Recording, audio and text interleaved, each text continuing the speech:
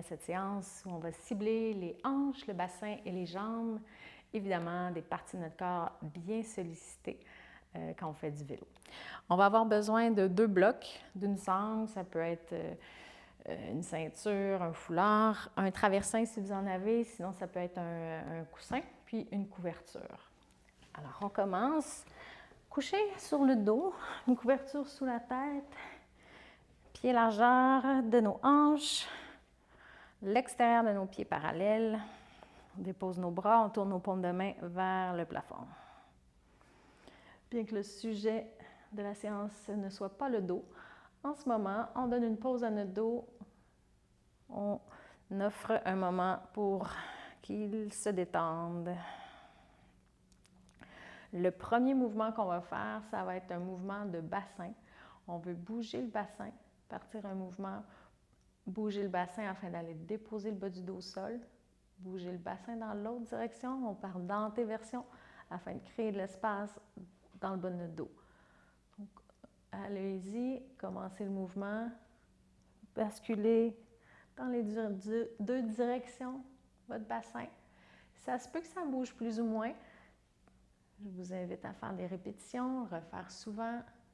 Imaginez-vous sur votre vélo, des fois le bassin est tout stable, figé pendant plusieurs heures. Donc, c'est un mouvement aussi que quand on y pense, quand on est en vélo, de le ramener pas trop souvent, pas tout le long de la séance, pas de la séance, mais de la randonnée, de la sortie. Mais à l'occasion, j'aime bien, moi, quand j'ai du temps, ou quand j'y pense plutôt, faire un peu de mouvement dans ce sens-là. Donc, mobilité de notre bassin égale santé de notre dos et de notre corps. Donc, maintenant qu'on ressent le mouvement, je vous invite à le conscientiser ou à amener un peu plus de détails. Donc, on amène l'attention dans nos pieds. Sur l'expiration, on presse nos pieds dans le sol, on bascule notre bassin, on expire, on sent notre ventre un peu se refermer. On ramène l'attention dans nos pieds, on inspire, bassin qui bascule, j'ai de l'espace dans le bas de notre dos, de l'espace au niveau du ventre. Je presse mes pieds dans le sol, je bascule mon bassin, bas du dos qui va se déposer au sol. J'inspire, antéversion. Expire, rétroversion, bas du dos qui va se déposer au sol. Encore pour 2.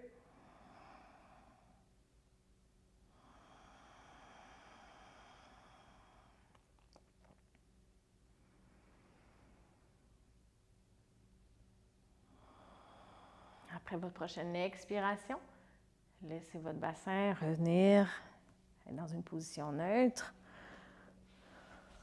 On va prendre notre bloc, notre sangle, on se tourne sur le côté si on ne l'a pas.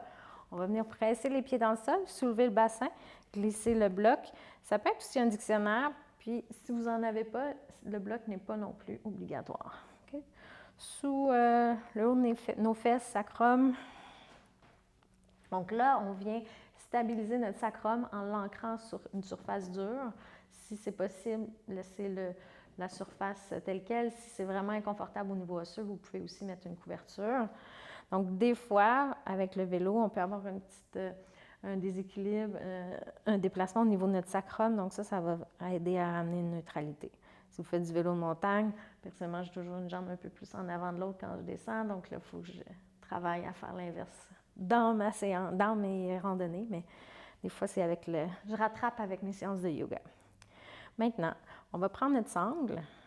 Donc, en gardant notre bassin neutre, donc on va éviter de rétroverser. Donc, notre bassin est neutre, l'avant est relativement allongé. On va dérouler notre sangle, aller placer notre sangle sur notre talon droit. Et on va aller croiser la sangle en arrière de notre mollet pour tenir notre sangle à 2 mains. Là, je veux venir déplier complètement ma jambe droite. Donc, ça se peut que ce soit ici, ça se peut que ce soit ici, ça dépend où vous êtes avec la flexibilité de vos ischio-jambiers et vos mollets. Donc, on tient notre sangle à 2 mains avec les bras dépliés, évitez de travailler trop fort avec le haut de notre corps, mais notre jambe droite bien dépliée. D'ici, on peut garder la jambe gauche pliée ou allonger la jambe. Quand on allonge la jambe gauche, il va avoir tendance à aller en rotation externe. Donc, j'essaie de ramener ma rotation interne juste pour garder ma jambe en neutralité. Et dans la mesure du possible, je déplie mes 2 jambes. Je sens peut-être le devant de la cuisse gauche qui s'étire en même temps que l'arrière de la jambe droite. Rotation externe au niveau des épaules. Oh, vision, je vois mes orteils, je peux les écarter. Alors, plusieurs détails dans cette posture que je peux mettre en application. Une dernière respiration. Puis je vais venir plier la jambe gauche, plier la jambe droite, déposer le pied, ressentir le bloc. S'il y a un inconfort lombaire ou ailleurs, n'hésitez pas à tasser le bloc. On reprend notre sangle. On met sur le talon gauche, on vient croiser la sangle. On tient notre sangle à deux mains, deux bras dépliés. Je trouve la bonne longueur de ma sangle pour allonger bien ma jambe gauche. Ma cheville gauche, je n'ai pas le pied complètement pointé. Vous pouvez pointer le pied, voir les sensations. Je peux aller dans le mouvement opposé, descendre les orteils, comme entre les deux. Je pousse la base de mes orteils vers le plafond, puis je tends à écarter mes orteils pour stimuler la voûte plantaire, stabilité de ma cheville gauche. Je peux garder ma jambe droite allongée, pliée ou je l'allonge. Donc, je peux aller basculer, enfoncer mon bassin, mon ventre. Donc, peut-être j'ai de la disponibilité, mais je veux toujours garder mon ancrage au niveau de mon sacrum. 2 respirations encore.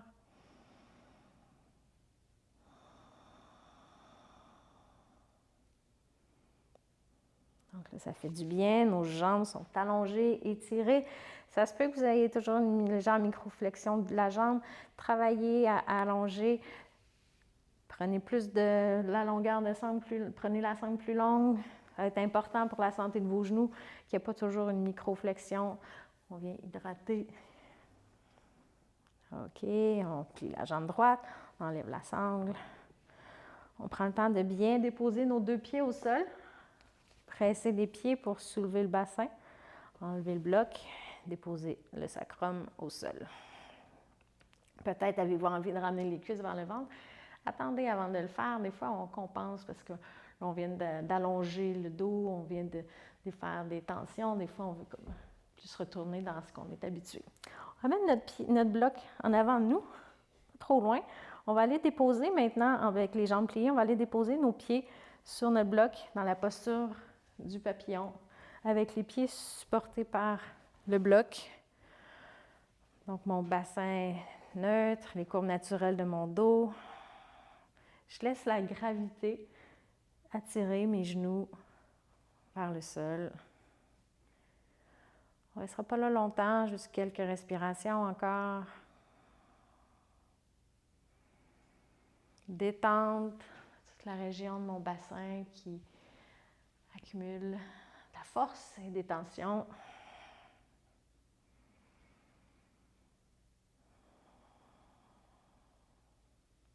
Dernière respiration. Notez, vous pouvez rester plus longtemps dans les postures qui vous font particulièrement du bien ou les refaire plus tard. Et on ramène les jambes. Puis on se tourne sur le côté. On va mettre nos 2 blocs, si vous avez 2 blocs à l'avant de votre tapis. Si vous n'avez pas de 2 blocs, ça pourrait être aussi une chaise. Soit une couverture ou des coussins pliés ici, ou si vous avez les coussins de yoga traversins qu'on appelle, vous pouvez aller déposer vos genoux sur les coussins. Maintenant, on va avancer notre pied droit à l'avant de notre tapis. Donc, on veut avancer notre pied droit suffisamment pour avoir le genou droit au-dessus de la cheville droite et ressentir un étirement au niveau du quadriceps gauche. Nos blocs, ou ça pourrait être aussi la chaise en avant de soi. Ce qui est aussi important dans cette posture, c'est le positionnement de notre bassin, le positionnement de notre sacrum. Donc, on ne veut pas avoir le bassin croche dans une ou l'autre des directions, avoir le plus possible la hanche droite à côté de la hanche gauche. Et on laisse descendre l'aine gauche vers le sol. On peut travailler la rotation externe au niveau des épaules, garder la tête dans le prolongement de la colonne. Je sens l'aine gauche qui est attirée vers le sol.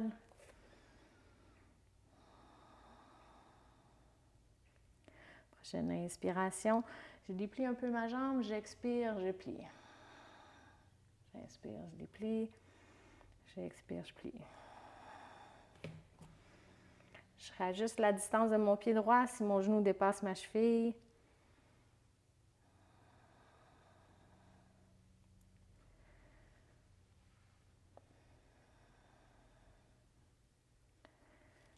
Je lève, si j'ai des blocs, je le mets à la plus haute hauteur. Je rapproche mon pied de mon bassin pour aller chercher un peu plus de 90 degrés. Donc, mon bassin au-dessus du genou gauche, ma cheville droite au-dessus du genou droit. Et là, je vais aller toujours ressentir l'étirement de mon quadriceps gauche. Donc, je pousse un peu plus le devant de la cuisse gauche vers l'avant. Peut-être qu'il faut que je descende, j'allonge le bas du dos. Je recule mes épaules, mains sur mes hanches. Je peux sentir que le quadriceps gauche s'allonge, s'étire.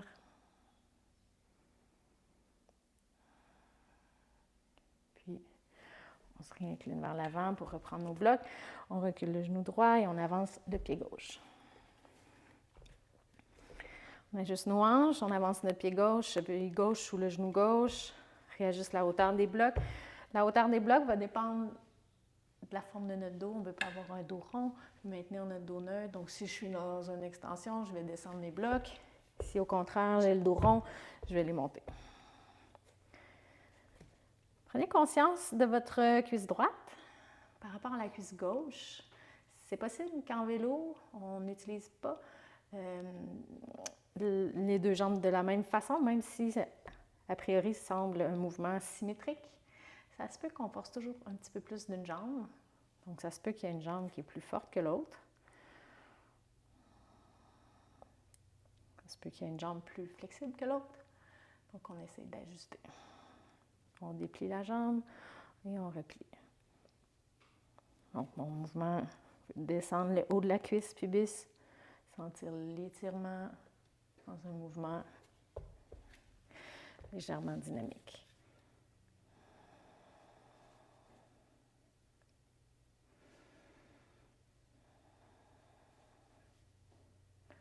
Un dernier mouvement. Ramener nos blocs. Rapprocher notre pied, retrouver nos 90 degrés, hanche droite au-dessus du genou droit, bassin neutre. On pousse le haut de la cuisse droite vers l'avant, regard à la hauteur de nos yeux. On veut allonger, étirer notre cuisse droite.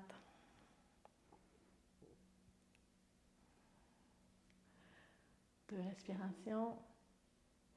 Et on va terminer avec l'étirement de nos mollets. On se lève debout. On va tasser notre traversin, coussin. On va reprendre notre couverture. On va garder nos blocs en avant de notre tapis. Et avec notre couverture, ça pourrait être aussi des coussins. On va se faire un petit support. Donc, j'aime bien, si j'ai une couverture, si vous avez une couverture semblable à la mienne, je l'applique en accordéon pour avoir un support là, rectangulaire comme ça. Avant de faire notre étirement, vous allez voir, j'aime bien ressentir l'avant, l'après. Donc là, ressentez vos jambes. On aurait pu commencer notre séance de même en posture debout pour ressentir nos jambes, l'effet de notre séance. Amenez principalement votre attention dans vos mollets. On va faire le mouvement en deux temps. Premier côté, pied droit, devant du pied droit sur notre couverture. Mon talon est bien au sol. Et là, je veux plier mes jambes. Je vais plier mes jambes en ayant le genou aligné avec les deuxième, troisième orteils. Je fléchis à partir de mes hanches aussi. J'essaie de maintenir mon dos le plus droit possible. Mes blocs ou ma chaise est là pour venir déposer mes mains. Je soulève mon pied gauche et je plie ma jambe droite le plus que je peux en maintenant mon talon droit au sol. Et on va y aller en dynamique. On va venir déplier notre jambe droite. Oh, là, il faut peut-être que je réajuste la hauteur de mes blocs. Et on plie la jambe. Inspire, on déplie. Complètement, on vient engager notre quadriceps. Expire, on plie. N'hésitez pas, hein? Vous pouvez empiler vos blocs. Si c'est trop bas, vous pouvez garder votre pied gauche aussi au sol pour l'équilibre. Prochaine fois que vous dépliez, Maintenez la jambe allongée, en quadriceps actif. On vient déposer le pied gauche, on recule le pied droit et on redresse. Ressentez votre jambe droite, votre jambe gauche. On fait l'autre bord. Pied gauche. Devant du pied gauche sur la couverture, on plie, on fléchit, on se réajuste. La hauteur de nos blocs. On peut soulever le pied droit ou le garder au sol. Je m'assure que ma voûte plantaire de mon pied gauche est bien relevée. Je déplie ma jambe gauche. Est-ce que mes blocs doivent être plus hauts? Peut-être. Je réajuste et je plie. Je déplie. Observez si vous faites des grimaces ou si vous arrêtez de respirer. Peut-être que vous êtes un peu trop intense.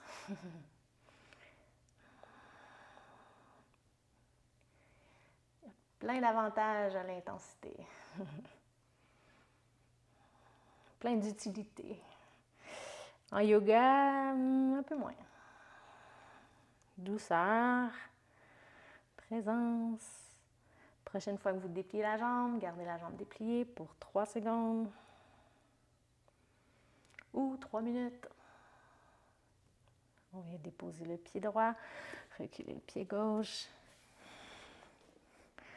Bougez les jambes, ressentez vos jambes, le sang, l'énergie qui circule dans vos jambes. Observez, ressentez. Personnellement, je ressens beaucoup de poids sur mes talons. Je me sens bien ancrée, bien forte, prête pour n'importe quoi. Bonne fin de journée. Si vous en voulez plus, continuez à suivre les séances.